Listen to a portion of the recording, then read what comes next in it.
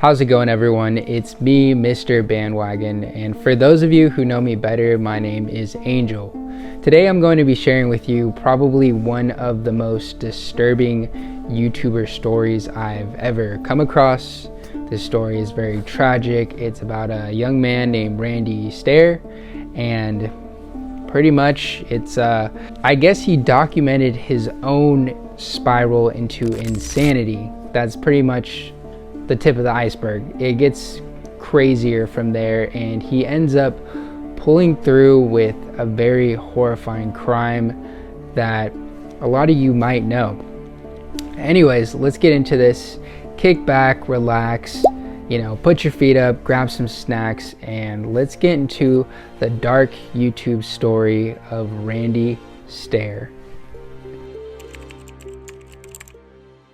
I just want to note that I am going to be pulling out my creepy notes. I am not a genius. I am far from that. I cannot remember all this stuff for the life of me.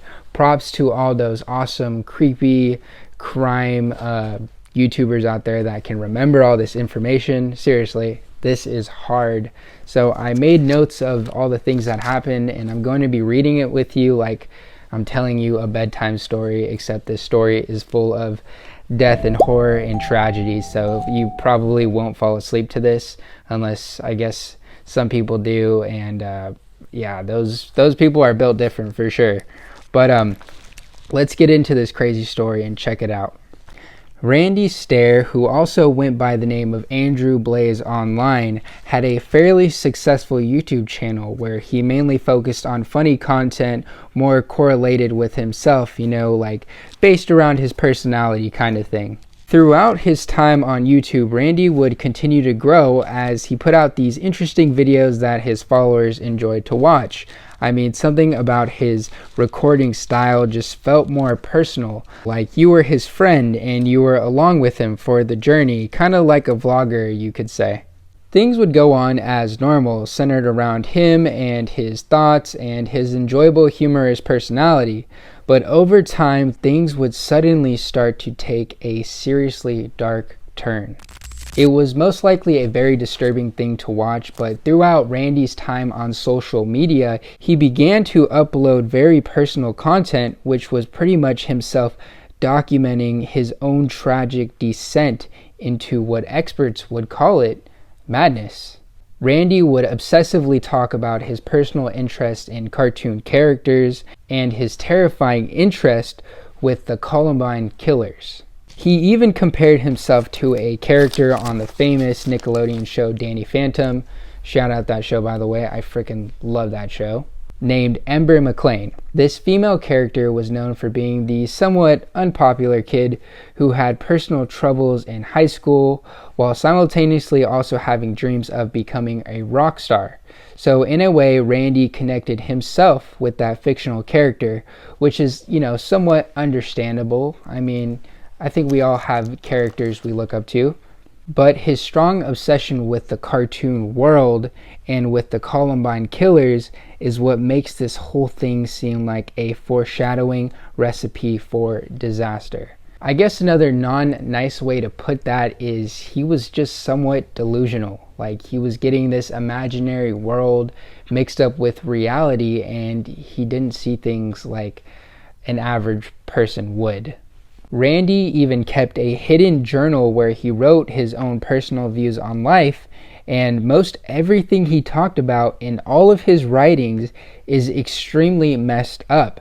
Like this kid really had some very serious issues. He talked about some culty kind of stuff, referring to a group that he called EGS, or Ghost Squad, I think was another name he used for it. Then he would talk about his very horrifying plans to take innocent lives and murder people because he pretty much, from his point of view, saw humans as a disease and seemed to be very angry and hateful towards anybody.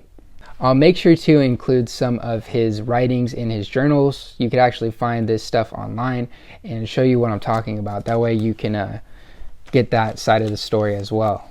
His whole journal was practically full. I can't talk for some reason. His whole journal was practically full of his aggression towards the world and his somewhat delusional state of mind at the time. And I know what a lot of people at home are probably thinking, like, why didn't anybody notice his behavior or see any of these signs? I mean, he had his followers, he had his family, and other people he probably knew very closely. Well, unfortunately, they did see the signs. They just really didn't do anything about it. Listen, we all know that social media is a very toxic and truthfully terrible place to be, especially for people with serious mental illnesses. I mean, we got people like FouseyTube, Gabby Hanna, and Trisha Paytas. And don't get me wrong, I'm not here to talk crap. But the sad truth is a lot of their subscribers support their bad behavior. Like us as humans, for example, we naturally have a strong attraction towards bad things. I mean, myself included. I'm not proud of it, but it's true. So when a young man named Randy Stair shows up on social media talking about his insanely terrifying plans to shoot innocent people, some thought it was a joke and some egged him on. Well, guess what? Randy would eventually do something so terrible that it literally makes me paranoid to even trust any of my coworkers. On June 8th, 2017, Randy Stair went to his usual late night shift at Wise Market in Dallas, Pennsylvania. You see, prior to this, Randy planned out this horrific incident that I'm about to talk about very strategically.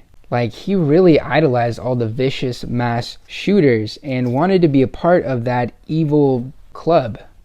During his shift, Randy would secretly block all of the possible exits out of the store so he could trap everyone inside. Then eventually he would sneak away and grab his hidden stash of ammunition and 2 pistol grip shotguns. He also brought shooting goggles, ear protectors, and a shotgun buttstock. So as you could tell, he was very well prepared to commit an extremely disturbing mass shooting.